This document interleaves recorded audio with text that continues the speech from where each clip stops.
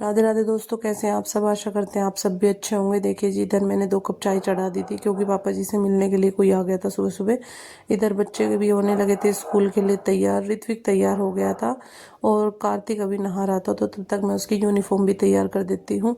उसके बाद बच्चों के करूँगी टिफ़िन वगैरह पैक। पूजा खाना बना रही थी, तो इधर देखिए जी, कार्तिक को भी मैंने नाश्ता दे दिया है। वैसे वो कम ही खाता है सुबह के टाइम, लेकिन मैंने उसको दे दिया था। वैसे वो दूध पी के ज़्यादा खुश रहता है, लेकिन दूध गर्म नहीं हुआ था, तो इस वजह से मैंने उसको आधी रोटी ही खिला दी थी, क्योंकि सुबह सुबह देखिए बच्चों को खाली पेट भी नहीं भेजा जाता है।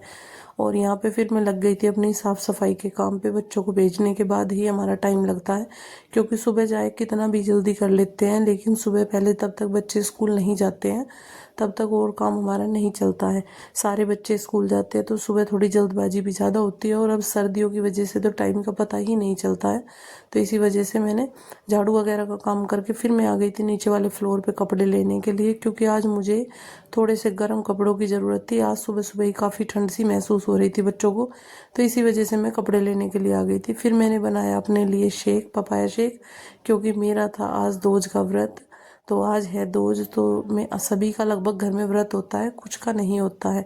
तो यहाँ पे फिर पूजा ने कर दी थी खाने की तैयारी, क्योंकि खाना भी थोड़ा सा जल्दी ही बनाते हैं दोज वाले दिन। तो यहाँ पे पहले लगा दिया है ठाकुर जी का भोग, उसके बाद करेंगे अपने और काम।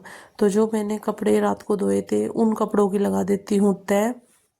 देखिए जी, साथ के साथ तय लगा देती हूँ तो ज़्यादा कपड़े नहीं जुड़ते हैं, क्योंकि एक बार तो अगर कपड़े निकालते हैं सर्दियों में तो भी परेशानी होती है, और गर्मियों के कपड़े रखते हैं तो भी परेशानी होती है, क्योंकि सारे ही कपड़े धो धो के ही रखने पड़ते हैं, तो काम काफ़ी फैल जाता है। इसी वजह से अब मैंने दोबारा से मशीन लगा ली थी।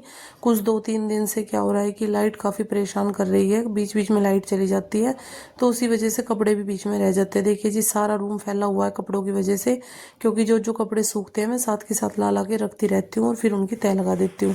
तो यहाँ पे दोनों बहनें लग गए थे किचन में, इधर पूजा बना रही थी खाना, और मैं कर रही थी साथ ही साथ बर्तनों की साफ सफाई, क्योंकि अभी खाने के लिए कोई नहीं आया था, तो तब तक हम दोनों लगे हुए थे फटाफट से अपने अपने काम पे। मुझे बीच बीच में कपड़े भी निकालने होते थे। फिर मैंने खा लिया था खाना, व्रत खोल दिया था, टाइम काफ़ी हो गया था, तो मैंने सोचा पहले खाना खा लेती हूँ, क्योंकि अभी कोई आया नहीं था, तो तब तक मैंने अपना खाना डाल लिया था। फिर बच्चों को जाना था आज शादी में, तो फिर मैं उनके लग गई थी कपड़ों की तैयारी में। यहाँ पे प्रेस वगैरह कर देती हूँ।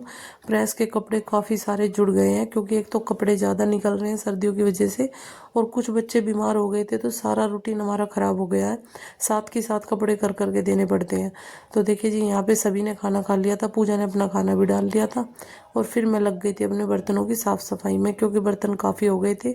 जो मैंने पहले साफ़ किए थे पहले उनको रैक में लगा देती हूँ, उसके बाद फिर सिंक वगैरह साफ़ करके फिर जो और बर्तन होंगे फिर उनको साथ के साथ साफ़ कर देते हैं, और फिर अपनी करेंगे सुबह के लिए तैयारी, क्योंकि बच्चे सुबह स्कूल जाते हैं, तो हम रात को ही सब्जी वगैरह की तैयारी करके रखते हैं, भाई क्या बनाना क्या नहीं, काट के भी रख देते हैं। भिगोने की होती है छोले वगैरह तो भिगो